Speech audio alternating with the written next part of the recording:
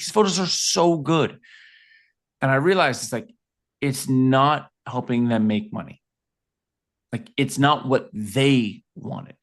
Like, even though I was creatively fulfilled, it wasn't what they needed and what they wanted, and it wasn't helping them make money. But it was not till years later that I realized that. Oh, Like, in the so moment, I was like, what is going on? What is going on? Okay, let me just keep figuring it out. welcome to Sharpen the Spear podcast, where we help manufacturing executives command the front and win the floor. I'm Richard Walsh, creator of the Sharpened Impact methodology, and I spent decades helping leaders transform frontline teams, unlock hidden profit, and capture capacity they didn't even know they had. If you want to see where your leadership gaps are costing you and how to fix them, head over to grittolead.com and run the free Sharpened Impact Simulator today. Let's sharpen your edge and get started. And we are back on STS, Sharpen the Spear podcast, with another incredible guest. Jake Isham is with us today. And Jake, nobody knows Jake as well as Jake. So Jake, I need the backstory. Bring us up to speed and we'll tear into the conversation. Oh, goodness. I mean, I don't even know where to begin, but I've done a lot of different things. I feel like I've lived multiple lives already, and I'm not even that particularly that old. I grew up an artist. I grew up doing music. I grew up acting out here in Los Angeles. I'm one of the rare people that was born in LA and stayed in LA and are still in LA. So I'm the rare breed, but so I grew up doing all types of artistic endeavors, and then I went to film school. I moved behind the camera in my late teens and absolutely fell in love with that. Went to film school, and then after film school, had to go, what am I doing now as a career? Almost like like I want to make feature films. I want to make television shows. I want to be, J.J. Abrams, Christopher Nolan, all of that jazz. But nobody, teaches you actually how to make a living doing that. So I then I started doing my own social media. People were like, oh, you're like a social media guy. I was like, no, I'm a filmmaker and I'm a photographer. And they're like, well, we'll pay you to help us and shoot our stuff. I was like, I'm a social media guy. I went back and forth on that. I still struggled with that identity and going back and forth with that for many years. But since then, I've built an agency. We've done over 1 billion views online. We've worked with big brands like Campari, Callaway, Travis Mathew, 511. I've worked with entrepreneurs like Grant Cardone. I've shot artists like A$AP Rocky and Charlie Puth. That's how's that for a nutshell? I like it. I like it. Way back in the day, I was going to go into filmmaking. Okay. I actually, in high school, I put together, we're talking whatever that was, early 80s. Okay. And we did a World War II adventure film. It was really cool. I Nice. raised money. I went to the bases.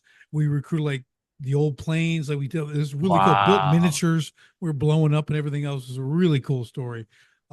Anyways, and my buddy was doing that with me. He's actually went to cinematography school. Same thing, right? Got out. He was working for Kaleidoscope Films, doing all the trailers. He wanted to get in special effects. So really cool. You know what I mean? I loved it. I wrote, right? I remember spending 2 weeks in his basement, Jake, writing the screenplay. That's what I did. That's how I spent my Christmas vacation. It was like in his basement writing the screenplay, So I was always a writer, Sounds like a great Christmas vacation to me. It was awesome.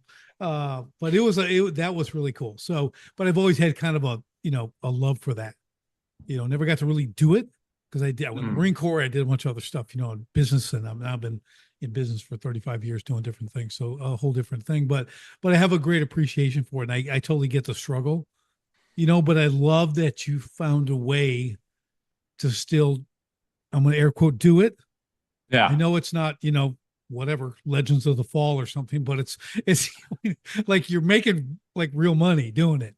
Right. And that was busy. Kind of a mentor of mine early on after college kind of gave me that advice, was just keep a camera in my hand. If I want to be a filmmaker, well, filmmakers make films. So, I could have got a job at Starbucks, but I just kept a camera in my hand. And last year I made 14 short films in 4 months.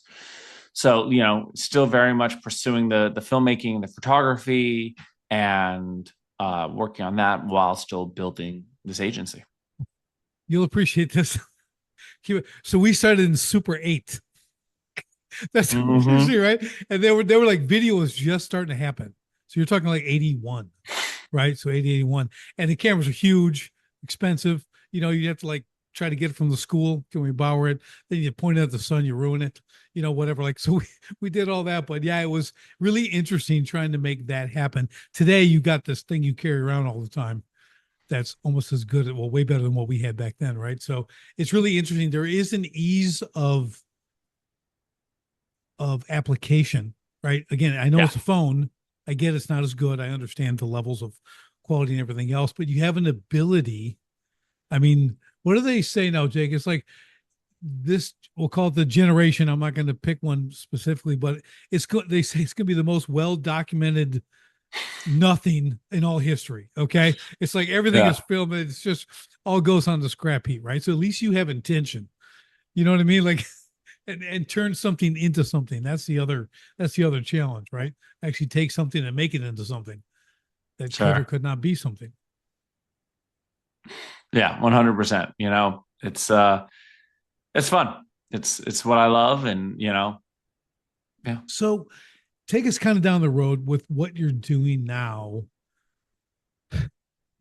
from a creative aspect. Let's talk about that a little bit. Like you started creating things, like were you feeling like, oh, I'm doing this social media thing, I'm doing this.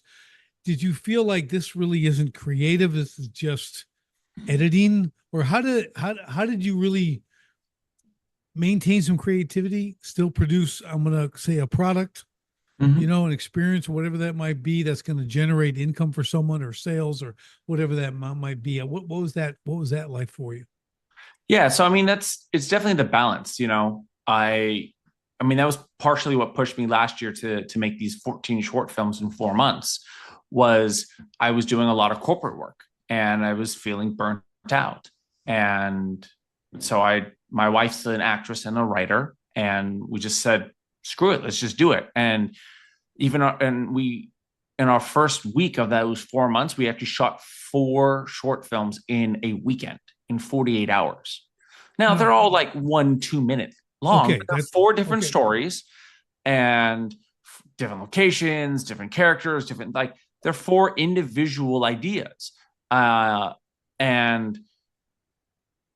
are they the greatest thing to ever been made? Definitely not. No. But what it got me was like, okay, great. Let's just it's a muscle. Creativity, Inertia, in man. my It's opinion, inertia. It's momentum. 100%. And And it's a muscle. You have to work it. right. Like it's And not just like, oh, he's creative. Wait for a muse to hit you. No, yeah, creativity happens when you work. I'm gonna say you might be undervaluing the 1 to 2 minute thing way harder than a longer film. Okay. I mean, I think it was Mark Twain. He's like, well, if I've got 90 minutes to speak, I don't even prepare. If I've got 15, it takes me a week and a half. Okay. Because you got to, I mean, the short is difficult, man. I mean, I know you Yeah. know this, but to whatever the story is, the start, the middle, the outcome, like that in 2 minutes. Yeah. I Yeah. don't, I don't know. That seems to be a little And challenging. and even we were working on a lot of stuff with no dialogue also, Wow. where it's just like, how do you tell a visual story? Cool. How can you tell a beginning, middle, and end with just visuals and not lean on, oh, I hate you, oh, you're da da da, Right. the exposition, as they say, which is me saying, which is the whole thing that's going on with Netflix right now, which is reiterate what's going on in the dialogue so people who are on their phone can understand it. It's like, no, that's not good storytelling. Right. Right. That's the whole. It's, That's when it's a beginner storyteller. yeah, and think about this the verbal is the smallest portion of communication. You know what I mean? Think about that. That is Yeah, the smallest percentage of communication. The rest is body language and eye contact and all these other elements that you can use. You're actually, and I'm not down, but I'm just saying, you took the smallest portion, you took that out and just got to focus on all this stuff that really communicates. yeah. Right? So It's that pretty was cool. that was what our goal, my goal was. And it's just practice, and it's a lot of fun, and it helps, just keep those muscles going. But in terms of your earlier question, we kind of got a little off of it, but basically, how do I kind of balance it is just finding creative projects. Like I'm a fine art photographer, and I'm right now about to build this new series in shooting these. Like I'm very fortunate to be traveling for work a lot this in Q1. And while I'm there, I'm going to have a day off to then go shoot some of my stuff. So it's that kind of like one for them, one for me, one for them, one for me. And it's really making sure that I keep that aspect in for myself of like as an artist. Okay, great. Yeah, I have to do things to pay the bills. Right. I gotta, make sure I, do that. But it was a big lesson early on, which was I was shooting a lot of product photography back in 2018. And I was not getting a lot of clients to re-sign. Like clients were like, cool, thanks. And I was like, what is going on here? I'm like, I crushed these photos. Like these photos are so good. And I realized it's not helping them make money. Like it's not what they wanted. Like even though I was creatively fulfilled, it wasn't what they needed and what they wanted, and it wasn't helping them make money. But it was not till years later that I realized that. Oh, like in the moment, I was like, what is going on? What is going on? Okay, let me just keep figuring it out. Let me keep going. But it was not until many years later when I was working with a very big Amazon brand as a creative director and consulting with them, but consulting with her on the executive and seeing kind of some of their behind the scenes, because I was doing a lot of more personal. I had moved more into personal branding and stopped doing the product photography. Then I saw behind the scenes and went, oh, that's what they wanted in the product photography. And I was so not doing that. And that was kind of a big shift. Sorry, just to finish. That's great. I'm sorry. That was the big shift that I had in realizing, oh, what I have to make needs to help make them money. It needs to be like, it needs to compete with the marketplace, not my creativeness. And so I can be creative, but within a very specific box. And that's where I have then my own creative projects to like have no box. Right. I love it. So I got like 4 things to say on this. First, it's odd that the client doesn't tell you it's not what they want. Okay. Some people, I get it. Some think it's beautiful and they actually don't know. They don't know. And that was the thing. I was working with a lot of early first time entrepreneurs who just didn't know. And that was what was hard also for me was these guys would give me notes. I'm like, what the I don't know if I'm allowed to curse here, but like, it's not. What is going on? Like, I totally get that because I did marketing for myself. Okay. And I'm an artist, steel sculptor, internationally recognized. I built really cool stuff. I've sold everything I've made. Do you know why? Amazing. Because I made things that people wanted. Okay. So I'm like, I think I'll do that. I think I'll make something that people actually want. Then they started buying. They go, well, that's cool. Then I make something bigger and better than they want this. And I'm not bragging. I'm just saying like, that was my thing. But that's the key thought right there.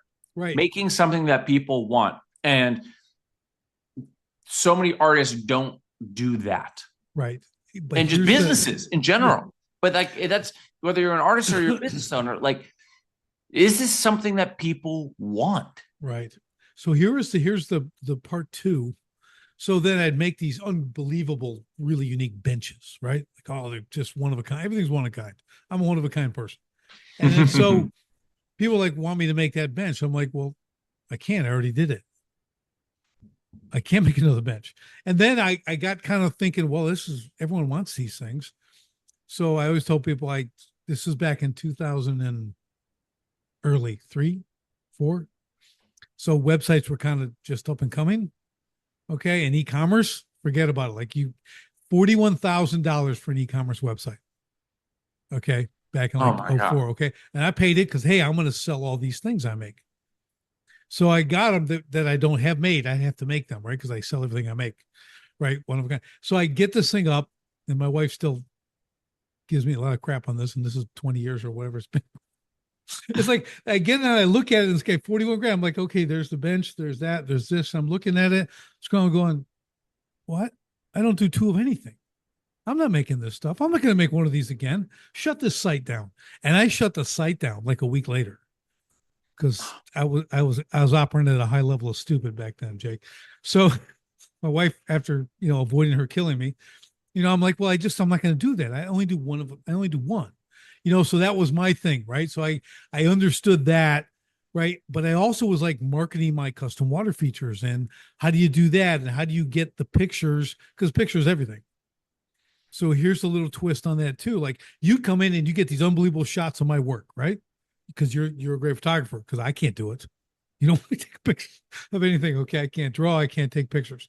Okay. So like you do that and like, okay, but I go, well, hey, I'm going to get on radio. I'm gonna advertise on radio, and I dropped 80 grand on radio ads for my water features. Okay. So tell me what's going to work better. I want your creative input here. It won't take you long. Okay. What's going to sell a beautiful water feature, in someone's backyard? A picture of a water feature or someone talking about it on the radio? I would say probably a picture. Okay. See, you've just validated your creativity. Okay. Yeah, well, I didn't realize that till $80,000 later. Okay. And sometimes I go, we got to pay to learn the lessons. one person called me, Jake, and he was a nut job. I got rid of him in about 35 seconds. Okay. So like, and it came to me. Okay. The radio people don't tell you this. Why would they? They never sell ads. So I'm like, I'm a visual business. So quite an artist, right? I don't even realize I'm a visual. I'm like, I'm a visual business. Of course I don't sell it. So there's, kind of a shift there, but we all make those mistakes. Just like your guys in the beginning, the product, your pictures didn't sell the product or whatever, right? Because it wasn't, that wasn't that wasn't your intention, right? Was your intention, just a quick question, was your intention so that the product sells or just have a phenomenal picture of the product? Well, and I think it was a weird, I was figuring it out because I had never done product photography. I didn't come from that. I didn't have a mentor. I didn't have like a buddy of mine was like, hey, can you take photos of my product, my Amazon product? I was like, sure. Then that got me the next thing, that got me the next thing, got me the next thing. And so it's not like I knew what I was doing. And so yeah. So I didn't realize how much it was like it needed to sell the product rather than just be a cool photo. Because I came from taking just from the fine art photography world, from the street photography world. It was just like, let me capture a really cool photo. Right. And it was a learning curve. Yeah, I think that's a great business takeaway though. Like, and people have to understand this, there's an evolution to your business. A lot of people start out with this idea. I've done it. Everyone's kind of done it, that this is going to be it. And 8 months later, 2 years later, you're doing something completely different. You're still in business, but the market dictated what it wanted. You thought it wanted this. You didn't really do any market testing per se. Is there a real demand? But if you're sharp and you're a real entrepreneur, you're going to pivot, you're going to make it work and get the next thing. And then that'll be like when I look at some of my first things I ever built. I keep the pictures just to remind me I really sucked when I started. Okay. And I got way better. I became world class. So, I tell everyone, when you do something new, there's one level we all start at, and that's the awful level. And we just go up from there. So you just got to grab a hold of that. If you're going to get into doing this, and just know that if you're unwilling to pivot, you're going to be hungry. Okay. In the bad way. Okay. It's not going to work. So that's really cool. So, I'm trying to think if I hit all four of my little things. But I love that you were able to adapt that. Now let's talk about this for a second. Is you understood now how to sell, pictures that sell, right? So were you able to make that transition, or is that like, hey, I'm just not going to take those kind of pictures? Well, I stopped doing product photography after. I was sick of it. Right. Because I didn't have that realization at that point. It was literally like 5 years after that I went, because I saw it from his perspective. Like, this guy was had a $75 million Amazon business when I was working with him. And he, and I saw behind the curtain. I saw what one of the top Amazon sellers on the planet was doing. And I saw, but because I was working on his personal brand, and that's when I had the realization, was many years after. But by that point, I had worked for a lot of different brands and worked with a lot of different entrepreneurs, and was still just finding my niche of what did I want to do, what did I like doing, and a lot of back and forth in terms of being the artist, being the business owner, artist, business owner, and a lot of going figuring it out, and like a personal quest, figuring it out mentally, spiritually, of just like, what do I want to do? Because I was never a guy who's like, I've never had a 9 to 5. I've always been freelance. I've always like done my own thing. So I was always trying to just figure out like, we have this life, and it's like, I want to be fulfilled. I want to do something that I enjoy. And so it's been an interesting journey to find that balance between it all. Yeah, I was going to ask like what, because a lot of people, they can't maintain the drive to either increase their income while they maintain their freelance lifestyle, right? It's a hard balance, right? They haven't really mastered. A lot of people will give up early, right? But but I kind of get why you drove, but maybe dive into that a little bit, because most people are not going to persist for 5, 6, 7, 8 years. You know what I mean? Until like, Yeah. hey, now I'm there. But I think the importance of you sharing this is like, people gotta understand, like, this 1 year, 6 month thing is a fantasy. Like there's so much It involved in it is finding that. doable if you understand it. Like, but Right. but you either have to pay for the lessons, or you have to learn. You're paying for the lessons. Right. That could be time, it could be money, it could be energy. Like, you're paying for the lessons. And you know, uh, the biggest thing that I would recommend to let's say a college kid, a high school kid, or just even somebody, like, it's going to be a lot harder than you think it is. Right. Like, it sucks. It just is a lot harder than you think it is. It's a lot more work than you think it is. I have a buddy who's a very successful entrepreneur, who 8-figure agency owner, and when he ever talks, he loves giving this example about the freelance life and just the entrepreneurial life.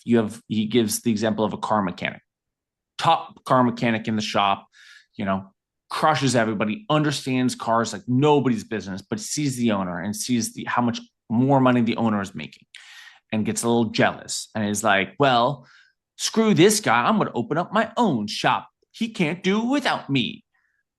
He opens up his own shop, and nobody's coming. So he realizes he doesn't know sales. He doesn't know marketing. He doesn't know bookkeeping. He needs to hire people. So he needs to do HR, payroll taxes, insurance, like, et cetera, finding the right location. These are all things that an entrepreneur, a business owner, does.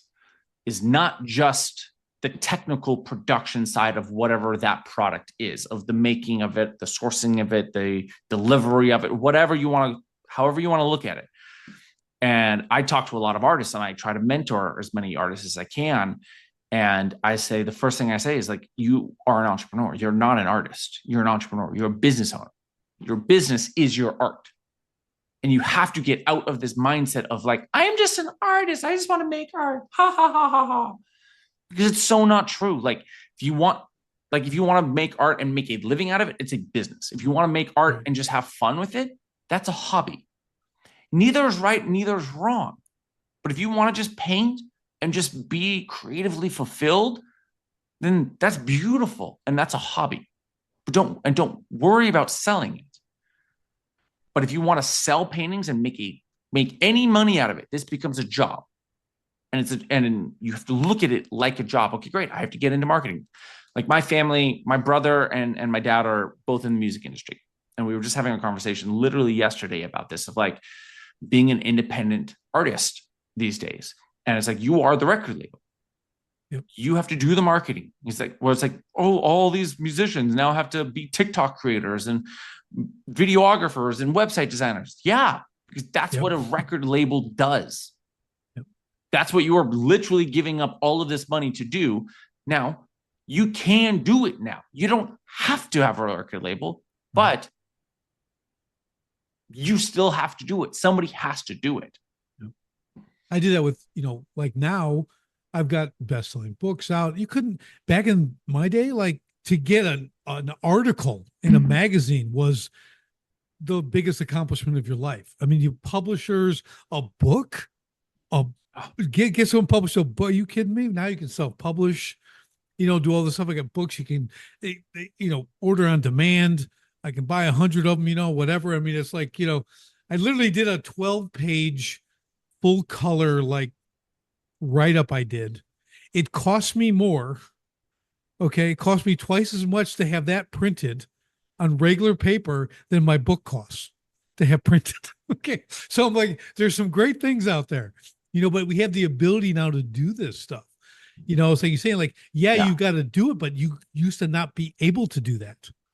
That's why why as an agency owner living in the social media world, like I constantly tell clients, is like, look, like you can have a viral video and it can reach millions of people.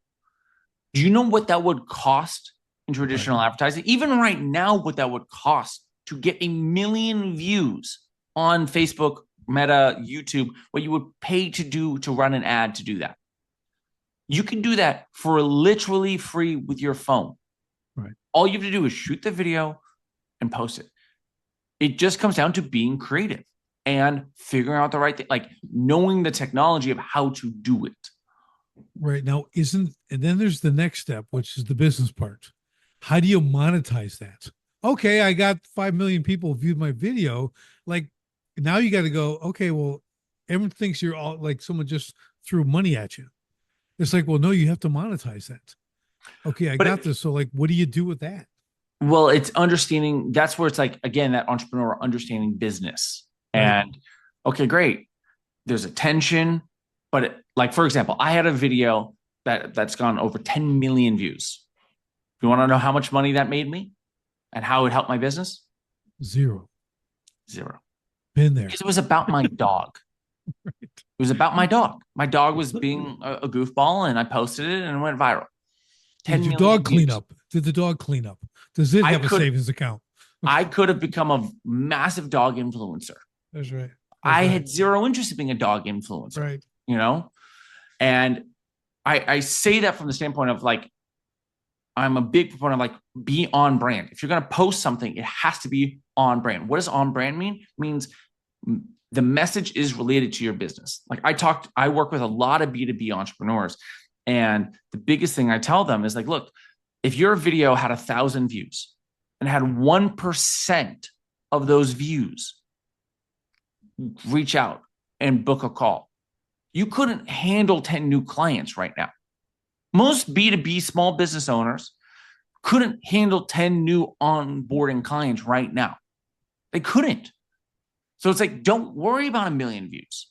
Right. Worry about the right 1,000 views so that you can get 1% of people to call you, to go through your funnel. So that's where it's like understanding, okay, great. We make videos, we post them on social media. Like, what is the customer journey?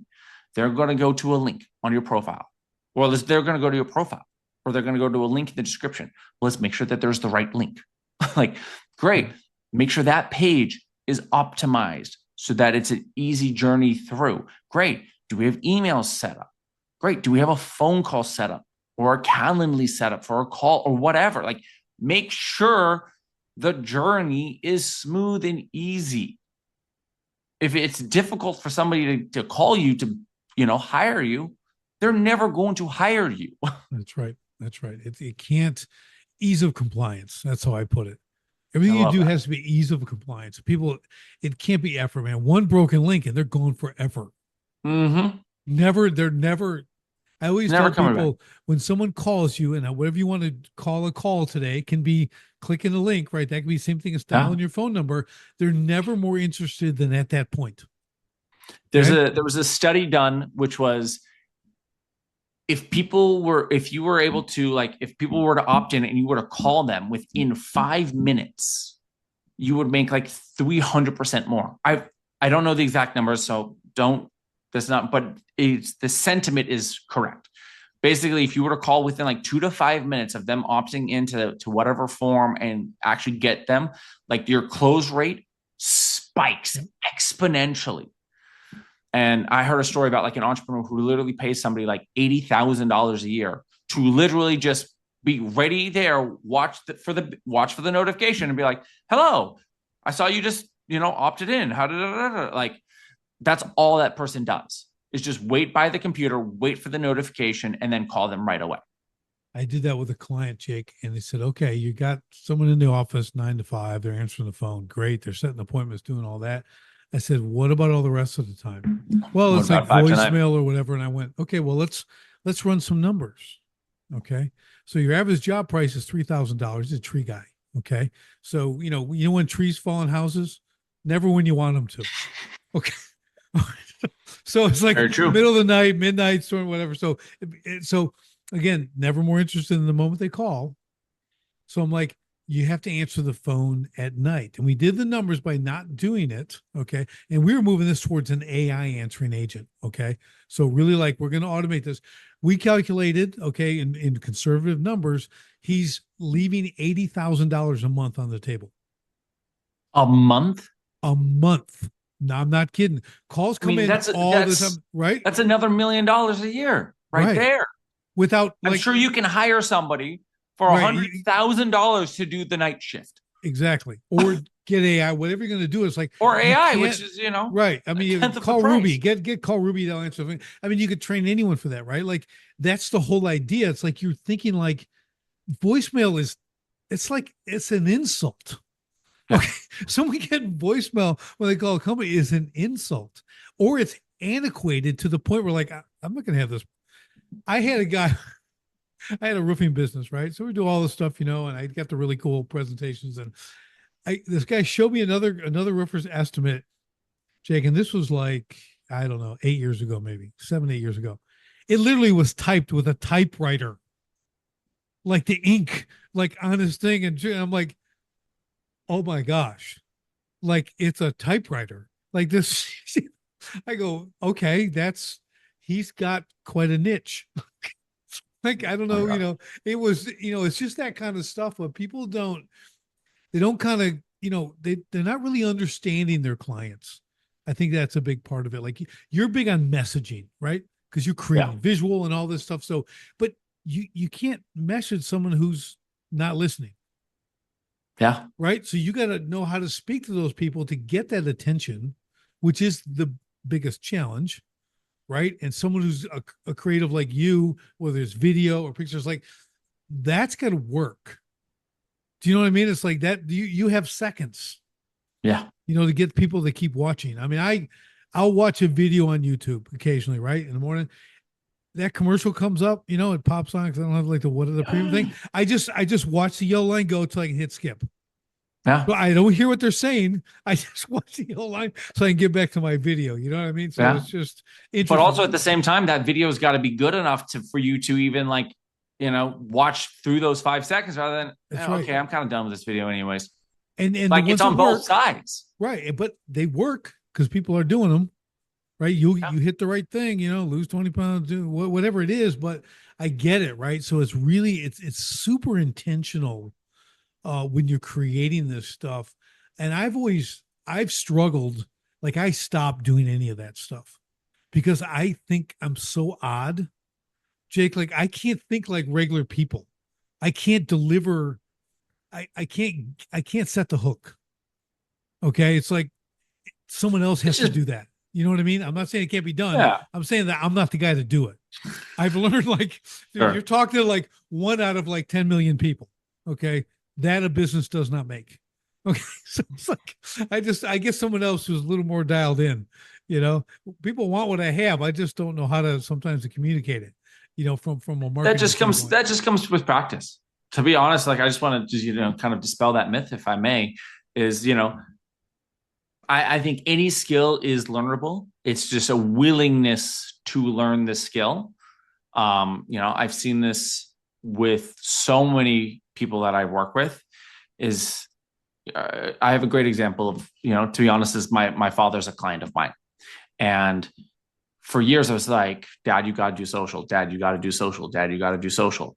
And no, okay, let me try. But like, there was a difference between when he was like, okay, yeah, I'll do it. But then he wasn't doing it. Right. And just this last year, he was like, all right, Jake, let's do this. I was like, okay. And he's gotten so much better. But it's like that first is that willingness to just actually confront it and learn it and do it. And it's the same thing. And to be honest, again, my mom is a client of mine. And the hardest thing that they deal with, and which that I coach them on, is the hook of the videos. And it's a lot of people deal with that. Yeah, like I have a complete understanding, okay, of it. And there's Mm-hmm. two things that it's the big thing that why advertising or marketing will fail is lack of consistency. Okay, that's a big Yep. one. Like I get going, I'm creating content, I'm doing this, I'm like, it's like I got to do this for how long? Forever? That seems like a long time. Okay, so this is what I mean. So I'm with you that you can improve. I totally get that. I've improved a lot of things, but I've also come to the point, it might just be my stage of life, okay, where I'll pay you to do it. Well, Well, yeah. I'm going to I mean, compress somebody's got to time. do it. Right. Somebody's got to do it. And, either you're going to do it or you're going to pay someone to do it. And it's looking at the best allocation of resources. And I am in 100% agreement about that. So, but here's the challenge that I find for a lot of my clients too is getting the right person to do it. It's really, oh my gosh, is it Well, challenging? yes. But if I may give a little context, in my opinion, it's not when you know what it takes. When you know how to do it, like for example, like give me the industry that you feel the most confident about, or like a cycle that you feel the most confident in. Well, well, business, right? I'm a business coach. Yeah, but even Obviously in business, let's even just nail down like what's your strongest power, like profit recovery, profit recovery. profit recovery. Okay, great. So if you were to train someone in profit recovery, how easy would that be? Or to find somebody to do that, how easy would that be? It's easy. Because you know it so well. You're like, oh yeah, you just do this, this, this, this, and this. Great, go do that. No, you did that wrong. Now we need to just do this. Great. No, no, no, no. Now you did this wrong. Good. Now just do this. Great. We got that. Good. Go. Right. And so what I always tell, executives is I just frame it to them. It's like, look, you're able to delegate it because you know it. The things that you are struggling to delegate and find talent for is because you yourself lack your understanding about it.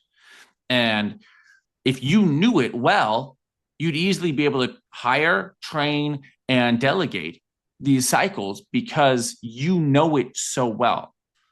Like I can train a photographer because I go, you're doing it wrong. The lighting needs to be like this. Oh, okay. They changed the lighting. See? Oh, wow. Thank you, Jake. Yeah. I don't do bookkeeping. So to even work with my bookkeeper, I'm like, I hope you did it right. I don't know because I don't know. So I'm putting my faith in this person, right, because I don't know it. And so I can't check them as the executive. So like, it's something like I've continued to just go, okay, great. What's the next thing I need to learn? What's the next thing I need to learn? What's the next thing I need to learn? Whether I'm going to do it or I'm going to delegate it, you still need to understand it so you can be the best. That's just my little soapbox, me standing on the soapbox about being an executive. Well, I'm with you on that because I like the way you've taken this because what I do was is somewhat similar. I want people to have a general understanding of marketing, of these things, right? Like you don't need to be an expert, okay? But you need to have a general understanding just so, and I put it this way, just so when you are looking for someone to do it, you can at least have a sniff test. Okay, Yeah. like are they completely blown smoke, or is this person dialed in? Like there's got to be Yeah. a few things, a few pillars they got to hit. If they're not doing those, they're out. But the other ones we can work with. I don't know. So, but I like where you taking it. Like again, there's a time thing too. Can I do, how much time can I devote to learning this new thing? But if Yeah. it's something you do, I'll go back to what you said originally. If it's what I do, obviously I know it really well. And like, okay, I just don't know. I didn't know I get to direct the marketer. Yeah. Okay. So just that's my own ignorance. I'm Yeah. like, well, you're the pro in this. And I think there's some miscommunication there, or the boundaries are misunderstood, right? On the Yeah. influence. One of the great ways to learn, in my opinion, is if you are in a position to hire staff, is have like 100 interviews with 100 different candidates. Because and then the more questions you ask them, what statistics do you track? What are your main metrics? What do you look for when this happens? What do you do when this happens? How do we do that? How do we do that? Right. You start very quickly after 10, 20, 30, 40, 50, and I'm talking about 60, 70, 80, 100 people, who's blowing smoke and who Right. knows who Right. knows it. Right. And so it's the easy way. It's a quick rate. Not just, oh, let me read your resume. Blah, blah, blah, blah, blah. Like, Yeah. no, interview them. What if, okay, so if we're running a campaign, like how would you run a campaign for us? What would you do? What buttons would you push? Okay, great. Oh, I don't know. Well, great. Well, how would you find the buttons to push? Well, I would do this. Okay. Like you start really weeding out the true Yeah. players versus the not players. Yeah, that's great, Jay, because I think no one's given the owners permission to do that. I deal with a lot of my clients, right? They're in the trades and service. They're going to hire a project manager. Okay. Someone come in with some experience and they hire him and the guy doesn't work out. I go, well, what do you do for the hiring process? Did you have him open up a project that he's working on? And like, see, is the color coded? Is it this? Has he, I mean, no. I go, well, let me guess. He's a nice guy. He's a nice guy, so you hired him. You guys can go and have beers together. I go, you gotta like, they gotta show you his work. So I'm totally with you there. I really like that. I think it's probably because I come from the creative world where it's like, great, show me your portfolio. Like I don't right. give a, I don't care. I, Show me your work, and if anything, great, you've made it through that round. Great. Here's a test project. Now let me go see you do the test project. Can you actually do it? Yeah, like what you're saying. Like that's how I sold every job. I opened my portfolio. They're flipping and go, oh my god. Well, I don't have to say a word. It's just and no two are alike. You get one. Well, can I It's have the this one? ability Well, to not that create. one. Right?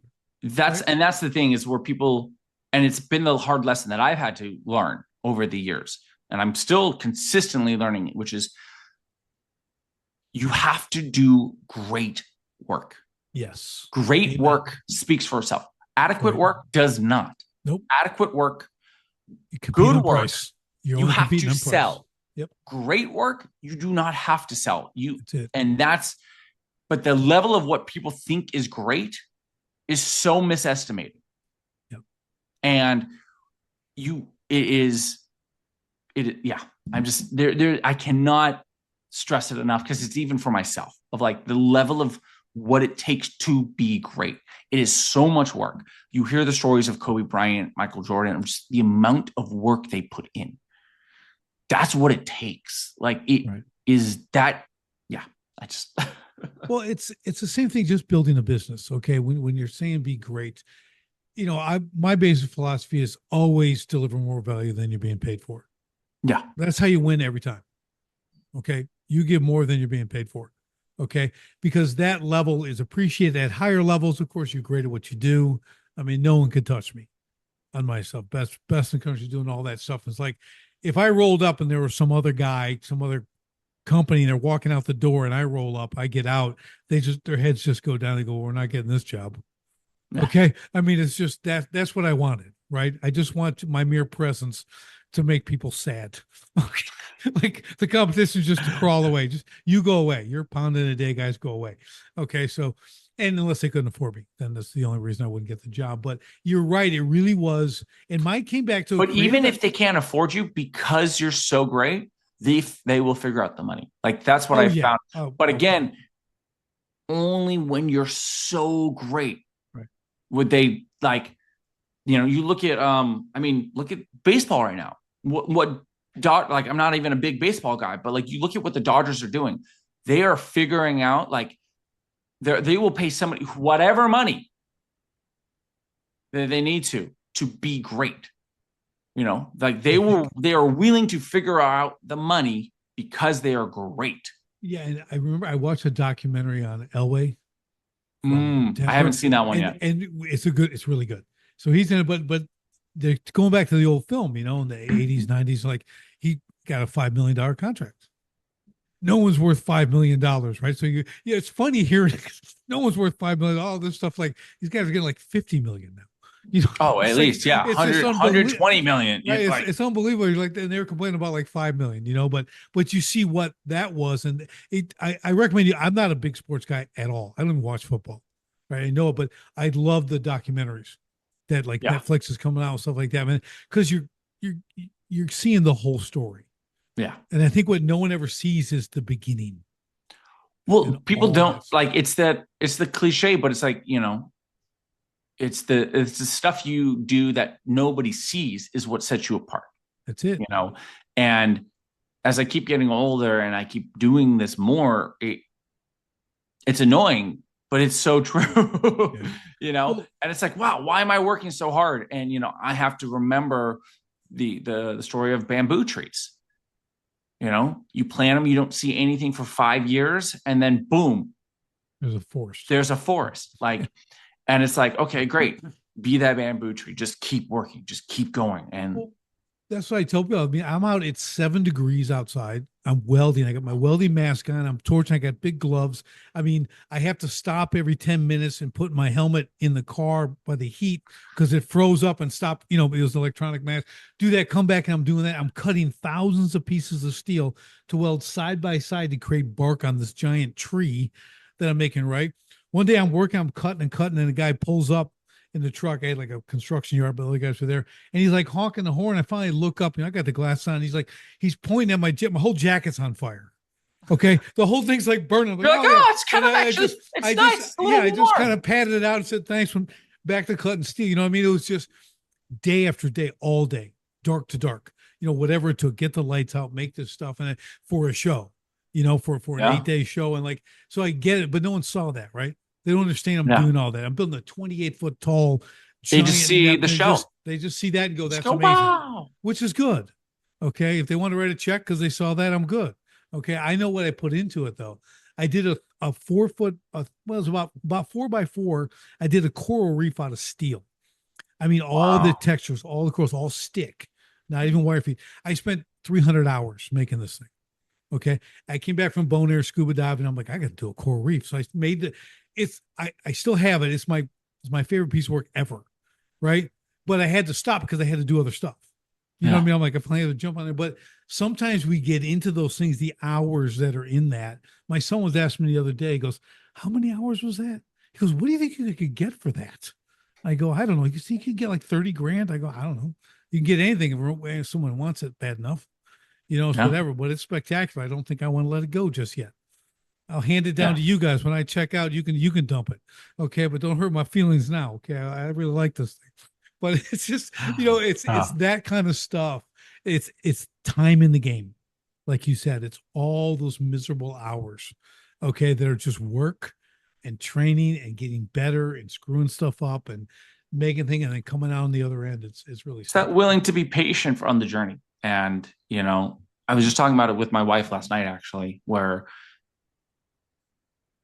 there's two aspects of it. It's willing, it's the correct estimation of effort to do something, right? So it's like, great, this is going to take 5 years to build this versus pushing targets and not being reasonable to slowness of like, great, we need to get this done this week. Let's go. No, it's not going to take 2 weeks. It's going to take 1 week. Let's go. Push, push, push. But it's the balance of those two of knowing, okay, great. Yeah, this is going to take 6 months to get this done. Okay, great. Now, what are all the steps to get that done? Let's push, push, push. So it doesn't take 16 months. Right. And I it's that balance.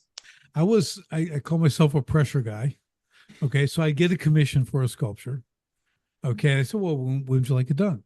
Oh, well, whenever. I go, oh, that time doesn't work really well for me because the last part of that word is never.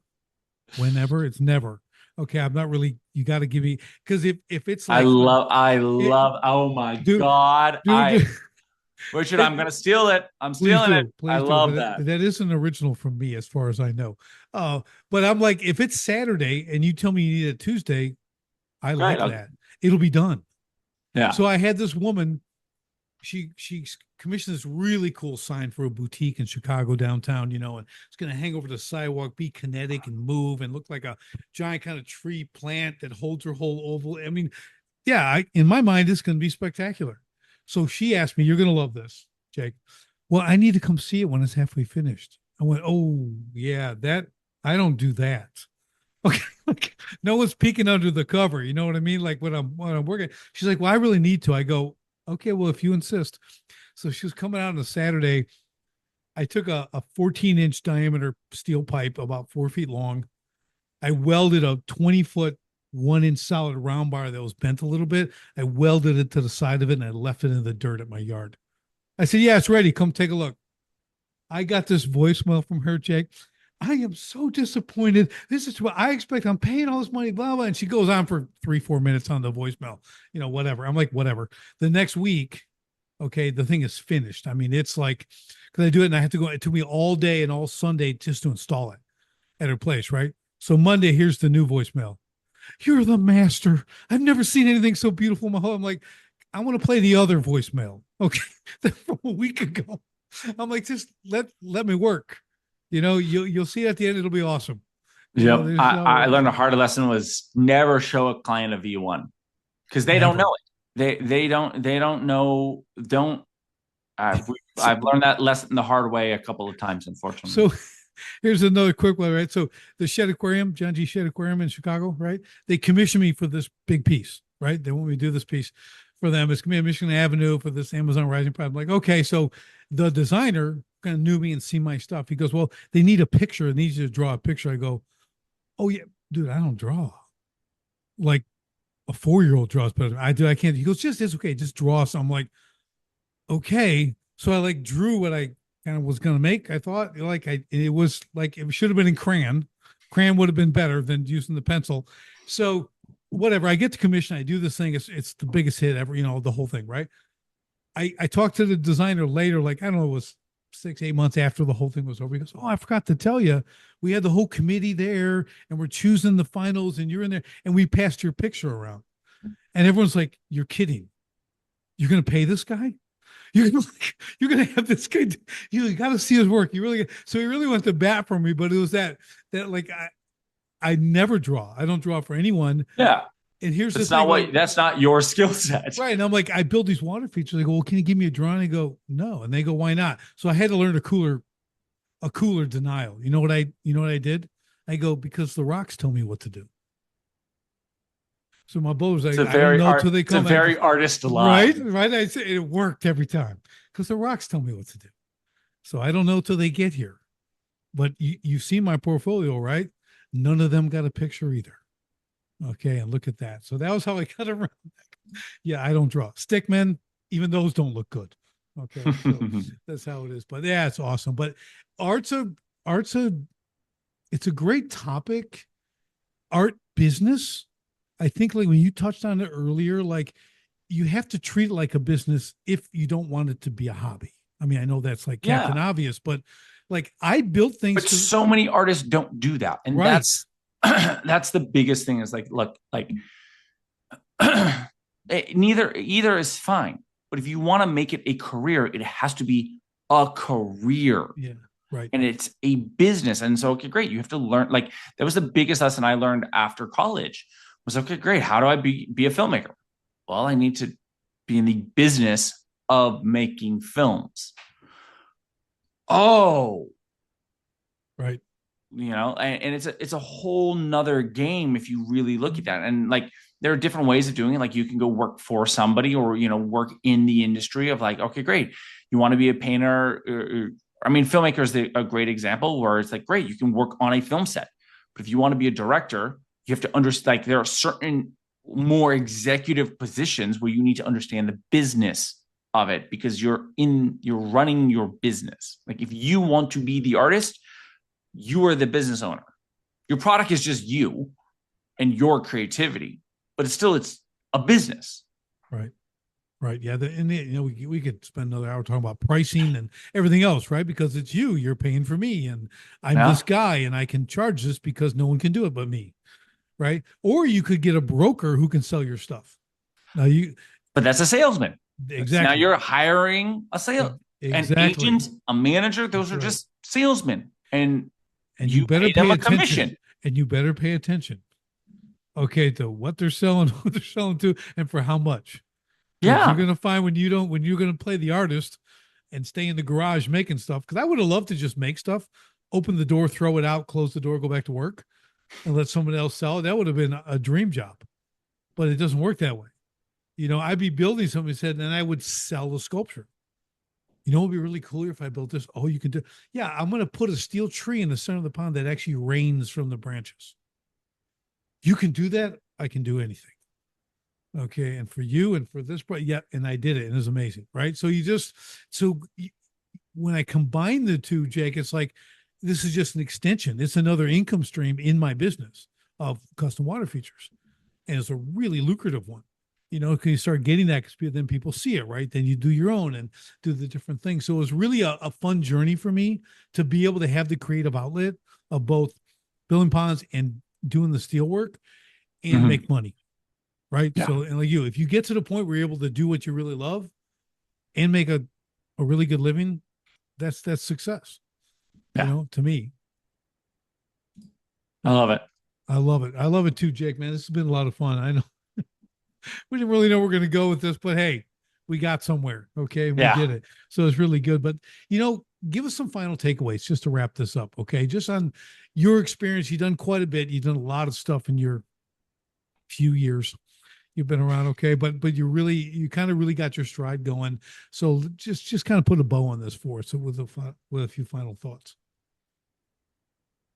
I mean, I don't know. I mean, there's so much stuff that we talked about. I mean, I don't even know. Let I me mean, dial it in for you. I know yeah. this was a way wide road that we just drove down. Um, do the business art combo. Okay. Let's just put some final touches on that, because I think it's great to be creative. Again, if you're just doing it for fun, I get it. But like a lot of people really want to earn a living being creative. Okay. So like, I know we hit a lot on it being a business and that approach, but just kind of just wrap that up, because I think what you did, the perseverance, the persistence, right? Trying to get through this stuff to make something happen rather, and what that kind of looks like. We've kind of built that picture already. So So maybe I want final to. words of encouragement is what I'm looking for. I don't know if this is going to be particularly encouraging, but for probably the 1% of people who really want it, this will be encouraging. Is the reason why your art is not reaching the audience that you want, to be blunt, it's not good enough. You're not good enough yet. So all you have to do is get better. Where you're like, why is that art? Like, it's just about putting in the time, and it's a hard look in the mirror and being willing to be like, yeah, it's not good enough yet. Great. Let me get better. And the great thing about getting better as an artist is you get to just make more art. Yeah. So it shouldn't be a pain. It shouldn't be not fun. It should be fun, because all you have to do is make more art to get better. That's all Yeah. you have to do. Yeah.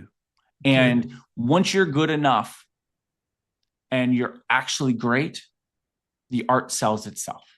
Yeah. And to put a final point on that, I did the same thing, right?